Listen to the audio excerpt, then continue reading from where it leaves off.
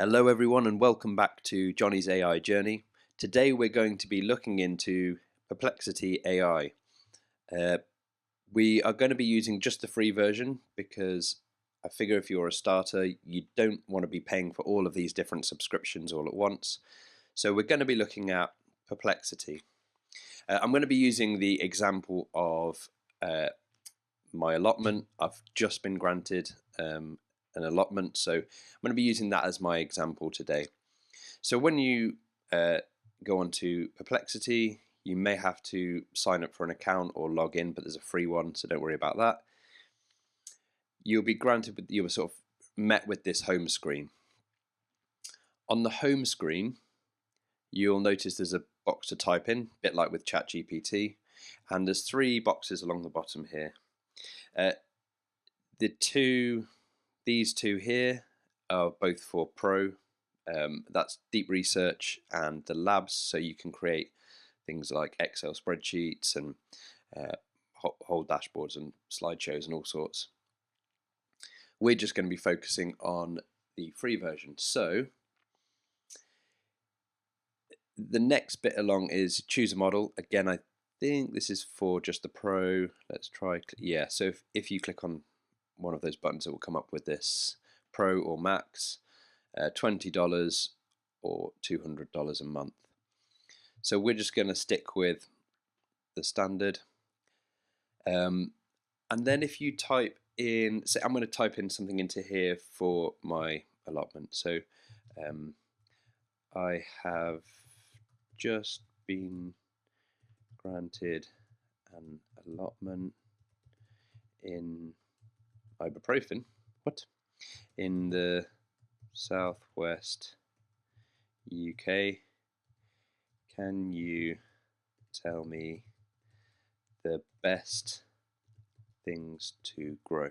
So this is just the standard, sort of way it works. As you'll see, it will come up with, you can click on steps here, I think, and it will show you the steps it came to. Best crops to grow, blah, blah, blah, blah, blah. It comes up with all of the, this is one of the things I quite like about Perplexity. It comes up with, where the sources that it came from. Let's go back to the answer. So it comes up with some fairly sort of what you would consider standard ideas for this. So courgettes, potatoes, French beans, blah, blah, blah, blah, blah. Allotment growing tips, it's put it into a table. That's quite nice. With the sort of productivity, beginner friendly, seasonability. So that's quite nice. It then comes up with some sort of related stuff. You can then sort of go through. So that is the sort of very basic usage of Perplexity. Along the bottom here also, so if I go back to home, you'll notice this bit here. This bit tells you where it's going to get its sources from. So if we go, that chat will be saved there in the library. So you've got that sort of general, taking it from, because I didn't select anything else, it's taken it from the web, which was the one that was automatically selected. You've also got, with the free version, the option to go through some of these extra bits. So we're going to try that. We're going to go for an academic one, but I'm just going to quickly go back to this one, and because what I want to do is use the same prompt each time to see the difference. So if we click on that and let's go academic and see, it's telling me to, instantly there it told me to, just while it's doing this, it's told me to, it's quite quick, it told me to add more detail in my prompt. So one thing you can do is go to ChatGPT, type in your prompt and say, this is my Perplexity prompt. Can you refine it to give me a better output? There will be resources on the internet as well if you want to search for how to do better prompts. That's not what I'm sort of covering here, but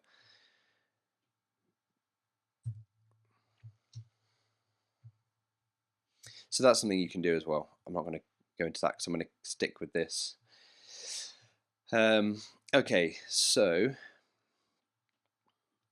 the best things to grow in allotment in the southwest of the UK are easy, high-yield vegetables and fruit suited to the mild, often damp climate and varied soils. Potatoes, onions, courgettes. So it's kind of come up with the same sort of answers. It's come up with some extra bits as well about rotating to keep the soil healthy. Okay, so that was the and you can click on the sources to see where it got the sources from. So the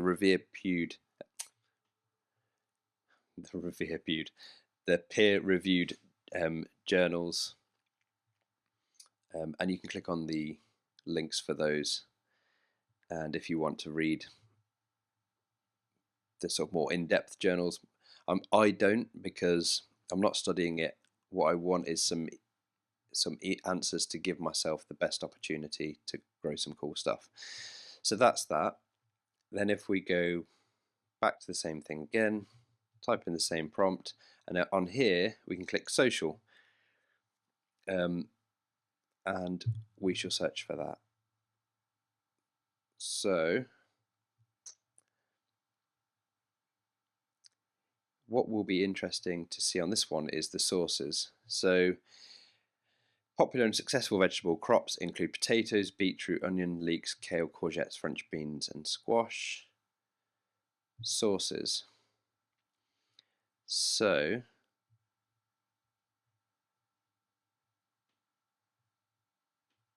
let's also come up with some reviewed stuff.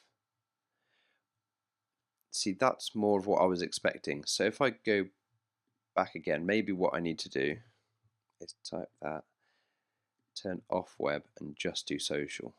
So let's try that. I only want social answers. Here, there we go. So what the mistake I've made there is that I've left the web one still on. So you'll be able to see at that point the Reddit posts, for example, of where these things have come from. So that is the sort of basic generic search and how you can search. There is also where did I go on that one? So yeah, some Reddit posts. The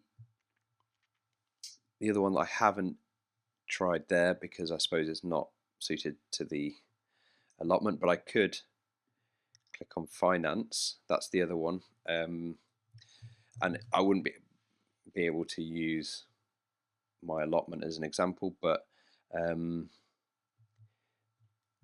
let's just say, what do I need to know before the stock market opens in the US today? So that will be more of a financial thing.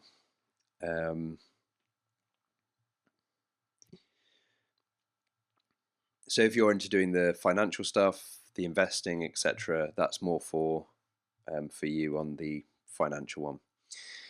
The next bit I'm going to look at is the discover. This is something that I feel like I'm going to use Perplexity for. One of the things that I find frustrating with the news, let's say for example, I click on the BBC website, I'm getting a BBC view of a news story.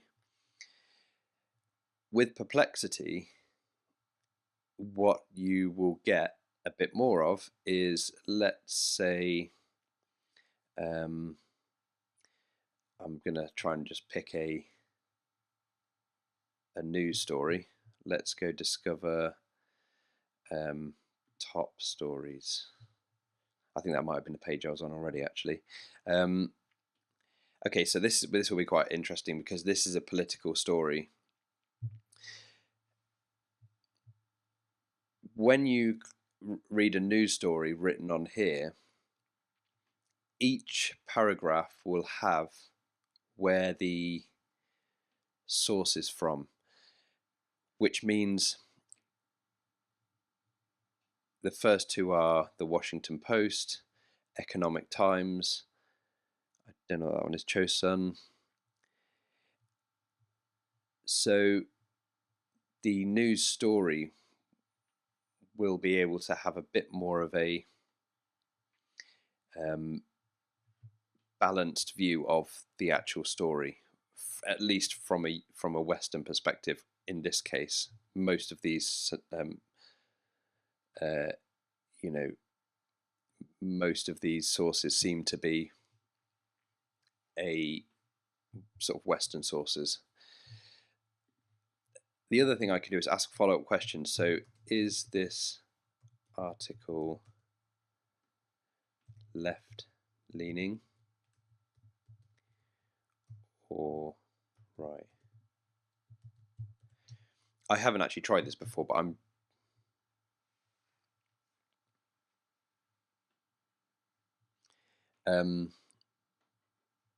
okay. The article about Putin praising North Korean military support does not show a clear left-leaning or right-leaning bias. It's primarily factual reporting on the meeting between Putin and Kim Jong-un. So it will let you know if it is one way or the other. You can also look at, so for example, the related parts after that. Let's click on this one to see.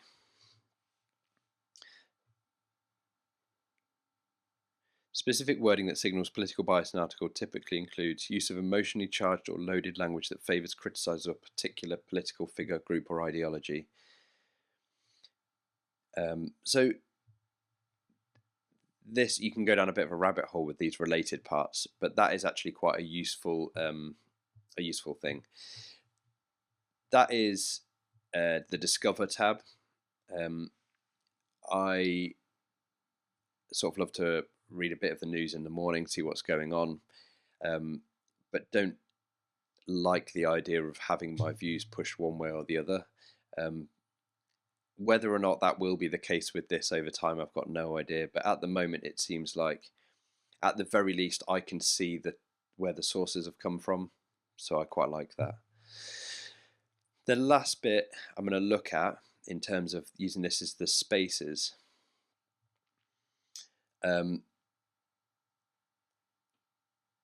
Actually, it's not, but we will look at spaces now. So spaces is a bit like the project section in ChatGPT, in which you can, let's say, for example, let's use this Trip Planner Pro, or actually, no, let's go back to using my allotment as an idea. So allotment, planning for my allotment.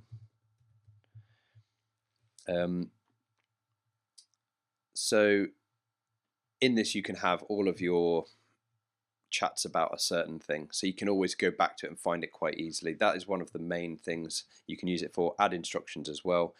I haven't gone and created like a specific instruction thing for this. I feel like this is fairly straightforward in terms of just having a go with it, because you can, in effect, you can build yourself a space in which you can work on a particular project. There is the option to add files, add links, add instructions. Those things are fairly straightforward, and I feel like if you want to, the best thing you can do with that is just to have a play around. Finally, I've already done this in a separate tab. One of the things you can do is add a file and have Perplexity view that file, etc. So I've already uploaded this file here, which I got from the Royal Horticultural Society, and it's got a list of all the things that are good for growing in the UK, and when you plant them inside, sowing indoors, sowing outdoors, planting, planting out seedlings and harvesting. What I'm going to do, I haven't tried this yet, but I've uploaded it to this and I've said I don't have an indoor space to grow crops. What is the best crop planting schedule for a year in the UK? Let's see what it comes up with.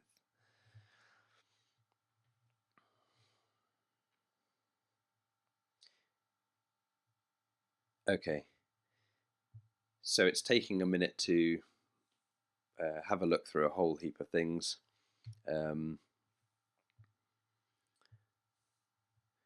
Let's have a look. Okay. For growing crops outdoors throughout the year in the UK without indoor space, the best approach is to follow a month-by-month outdoor sowing planting schedule tailored to UK conditions. Okay, so it has given me a list of the outdoor sowing that I can do in the UK, and as it is September now, I'll be looking at planting radishes, spring onions, broad beans, peas, garlic, which are planted in autumn for next summer harvest, summer and early autumn vegetables including carrots, cabbage, potatoes. Okay, so now I suppose I can ask a follow-up. I can say, can you put that into an easy to follow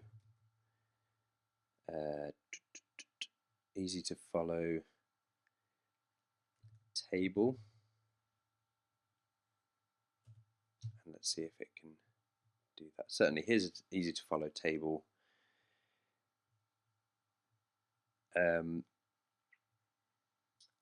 So there we are. That is one way that the Perplexity can help. If I were you, I would have a little play around with it, have a look and see what you think. As I said before, have a go with the refining your prompts to make the outcome better for you. So that's all the features I've learned over the last day, just having a play around with Perplexity. Even without the Pro model, it's a very useful resource. I'm sure there are lots more things you can do with it with the Pro model.